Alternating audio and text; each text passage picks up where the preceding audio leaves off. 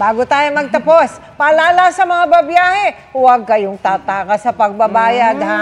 Ang pausong tawag dyan, Mel, noon ay 1, 2, 3. Ano panahon namin? 1, 2, 3 nga. At ang mga nagigipit naman, kumakapit sa 5, 6 na pautang. Natin yan, oo. Nako, dami mong baong terms, Emil, ha?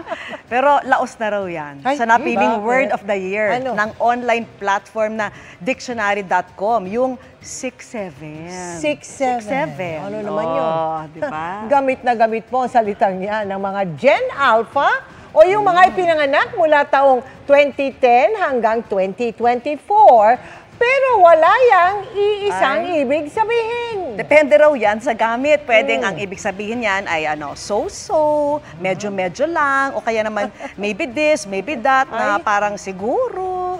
Pero wala raw talagang ibig sabihin yan. Ano ba yun? Hindi rin tiyak kung paano ito nagsimula, pero may nagsasabing mula ang 6-7 Saan? sa lyrics ng kantang Doot Doot 6-7 ng isang American rapper bago umabot sa TikTok. Kantahin mo yan.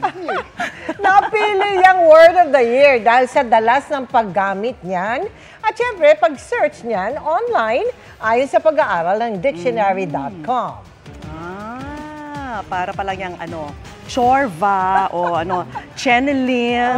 Alam mo ba yun, Emil? Yung Chorva at Chenelin. Alam mo ba yan? 6-7. Gen Alpha ka pala, ha?